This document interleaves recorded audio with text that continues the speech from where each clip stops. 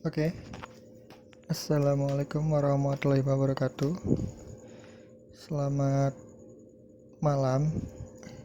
Terima kasih yang sudah berkunjung untuk eh, melihat dan juga mempelajari materi yang saya buat. Kali ini saya akan membahas sedikit tentang kemarin materi yang ada di dalam Google Class.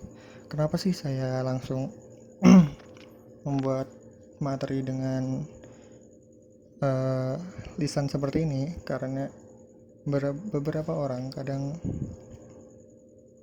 mempelajari sesuatu kalau cuman hanya dibaca itu kadang nggak akan masuk katanya. Jadi sekarang saya akan menjelaskan sedikit lebih detail daripada materi yang tertulis ya, karena kemarin saya hanya memberikan kalian sumber-sumber yang dimana nanti kalian baca. Nah, di sini saya akan menjelaskan rangkuman sedikit ya ada di dalam sumber. Supaya apa? Supaya nanti kalian tahu bagaimana toh cara mencari informasi yang lebih bagus. Kemudian tentang materi yang kita bahas kali ini tentang database server, itu sebenarnya sih apa sih gitu kan. Nah, sekarang saya akan menjelaskan sedikit lebih jelas tentang materi ini ya. Mari silahkan disimak. Kemarin untuk yang sudah submit ya materi resume yang susulan ini baru ada 4 orang, jadi yang lain yang belum mengerjakan yang sebelumnya saya sedang menunggu gitu kan. Kemudian bagi yang kemarin sudah membuat resume yang sebelum yang susulan ya, itu sudah saya rekap. Nah, jadi masih banyak yang belum mengerjakan. Kebetulan saya salah pencet jadi kehapus. Nah, jadi saya buat yang susulan, jadi yang sudah memasukkan resumenya yang kemarin, jadi sekarang nggak perlu. Jadi yang susulan ini gunanya untuk yang belum saja.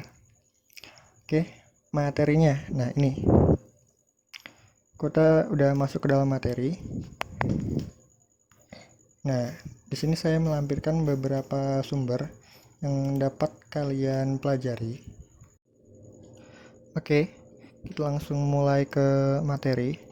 Di sini kita lihat materi untuk minggu kemarin ya, yang hari Rabu tanggal berapa ini, tanggal 30 Maret ya, terakhir saya memberikan tugas, karena di hari-hari sekarang masih ada beberapa yang harus dikerjakan dan sama kok ya, kelas lain juga kadang ada yang belum. Nah, ini saya kejar sedemikian rupa dan sekarang saya ngerjainnya ini agak malam nih, supaya nanti pagi-pagi saya nggak kewalahan lagi sama yang di pagi ya. Berhubung saya juga kan punya kerjaan sendiri gitu kan, agak-agak susah juga. Oke, langsung masuk aja. Nanti jangan lupa ya, nanti ada beberapa yang saya suruh kalian nulis, dicatat. Nanti akan saya blok seperti ini. Nanti kalian dicatat di buku. Itu yang penting-pentingnya saja. Oke, yang pertama adalah apa itu database server? Ya, kita coba lihat salah satu sumber di sini. Oke. Nah, ini dia. Ya, pengertian dan juga sejarah database server.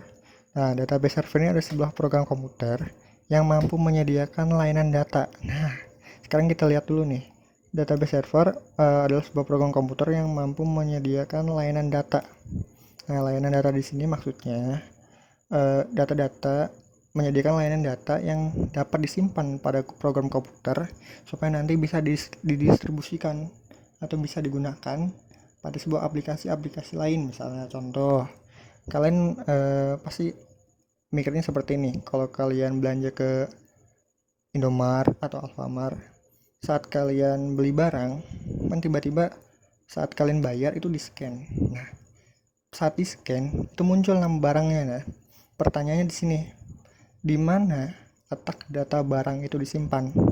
Kenapa saat di-scan kok langsung muncul? Nah, inilah fungsi dari database server. Gitu. Oke ya, lanjut. Untuk didistribusikan pada komputer klien dengan kode program yang sudah ditentukan. Nah, kita abaikan dulu dengan kode program yang sudah ditentukan. karena ini ada di dalam materi pemrograman, sedangkan kita hanya membuat jaringannya saja ya. Oke, sekarang ini untuk distribusikan kepada klien.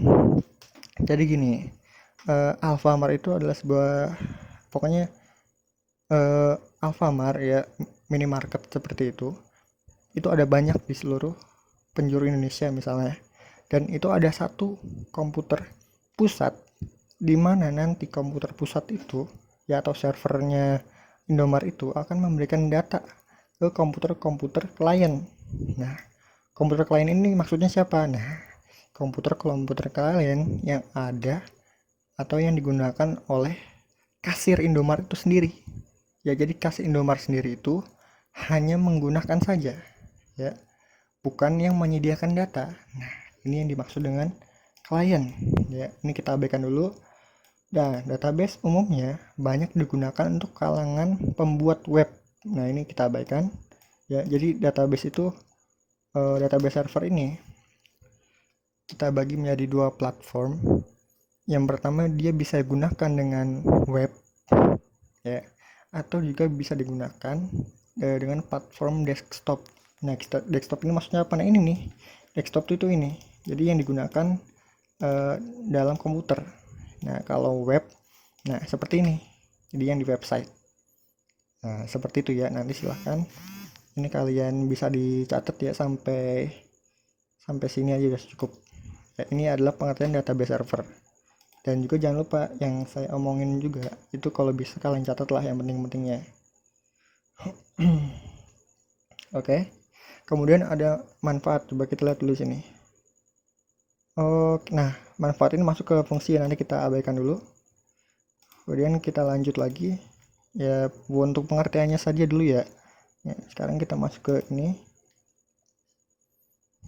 Nah, di sini juga ada pendapat lain ternyata. Nah, inilah fungsinya kenapa saya nggak memberikan satu sumber saja, karena beberapa fungsinya juga mengatakan hal lain. Nah, seperti itu. Bukan hal lainnya dengan bahasa lain, tetapi dengan artian yang sama. Lihat, database adalah susunan rekod data operasional lengkap dari suatu organisasi atau perusahaan. Nah, ini yang saya maksudkan. Nah, jadi ini yang saya maksudkan adalah misalnya sebuah perusahaan Indomaret misalnya.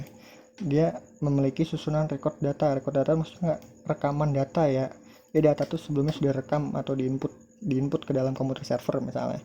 Kemudian nah, itu dalam suatu organisasi atau sebuah perusahaan yang nanti secara itu terintegrasi dengan menggunakan metode tertentu sehingga memenuhi informasi yang optimal yang dibutuhkan oleh para pengguna. Nah, pengguna di sini bukan kita, tetapi komputer klien yang digunakan pada kasir.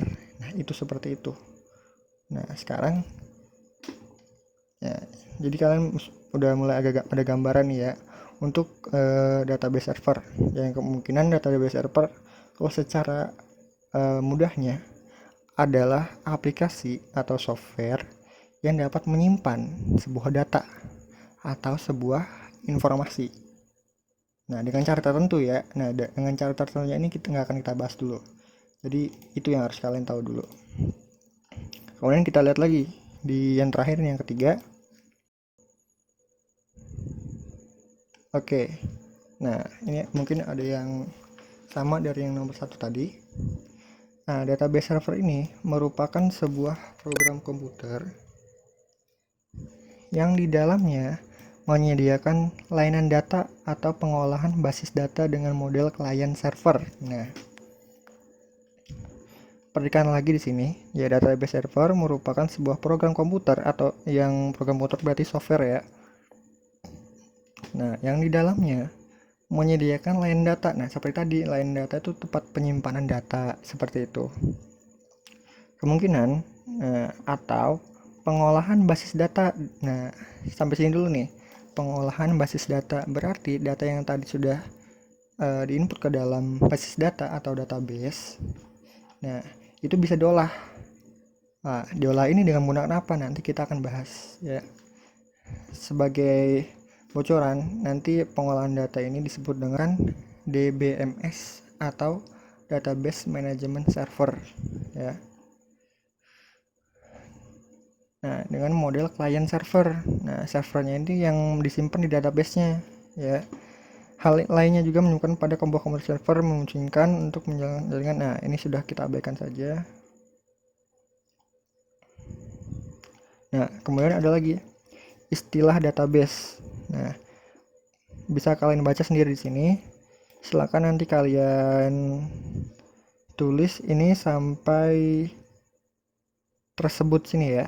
Pangkal data atau basis data dalam bahasa Inggris ya, database ya, basis data merupakan awal mula dari ilmu komputer yang disimpan dalam komputer secara sistematik sehingga dapat diperiksa menggunakan suatu program komputer untuk mengolah informasi dari basis data tersebut. Silahkan Anda disimpan atau ditulis ya. Oke. Oke. Sampai situ dulu. Ini untuk pengertian database server. Jadi apa itu database server ya? Jadi seperti layanan-layanan server kemarin yang udah pernah kita praktekkan, udah pernah kita install, seperti contohnya file server, DNS server, terus apa lagi tuh, web server. Nah, kemudian setelah ada itu, ada juga namanya database server. Ya, jadi adalah sebuah layanan penyedia data atau pengolahan data yang disimpan di mana? Di server. Dan kemarin kita menggunakan apa? Server kita menggunakan Linux, menggunakan sistem operasi Linux Debian server. Ya, Debian 8. Nah, nanti ini adalah sebuah layanan ya, layanan berbentuk software. Oke. Sekarang kita bahas lagi namanya sejarah database server. Nah, nanti kita akan buka.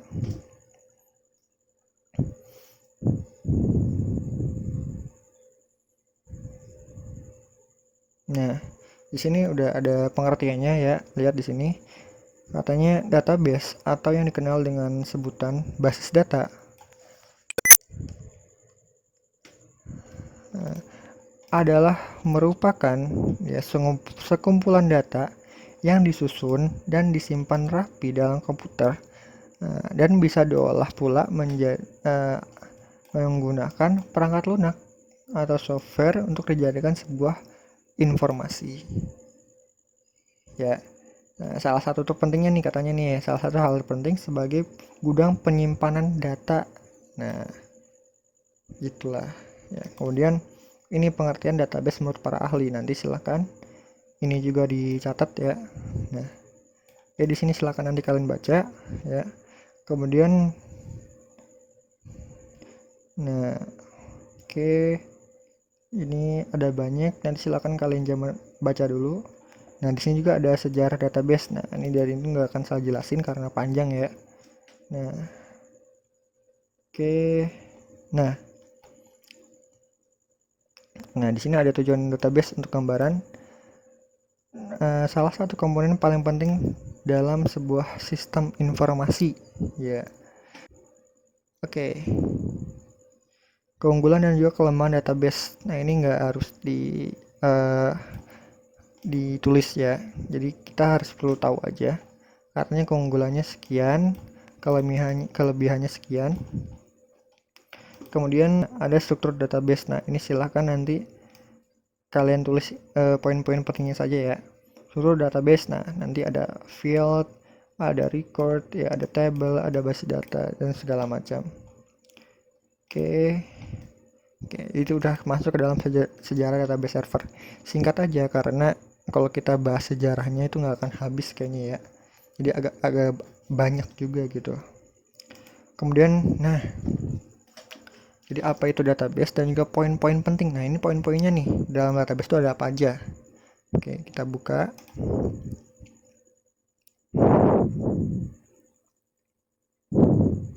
Oke. Jadi SQL ya. Pengertian juga fungsi beserta perintah dasarnya. Oke, poin-poin penting di dalamnya. Oke. Nah, jadi poin-poin penting di sini saya artikan bukan sebagai yang harus wajib kita ketahui, tetapi ini adalah sebuah poin untuk menggunakannya. Ya, saya kilas balik lagi. Materi kita itu kan memasang atau menginstalasi sebuah layanan jaringan, ya, ada jaringan yang dimasukkan ke dalam server. Nah, untuk ini yang ada di layar kalian, maksudnya poin-poin di sini adalah poin-poin dalam tata cara penggunaan database. Ya, jadi ini nggak akan kita pakai karena materi inti kita adalah memasang sebuah layanannya. Ya, mau digunakan seperti apa itu nanti terserah administratornya yang menggunakan server tersebut, ya. Oke. Nah, nanti di sini ada beberapa jenis perintah SQL yang perlu kita ketahui. Ya, yang perlu kita ketahui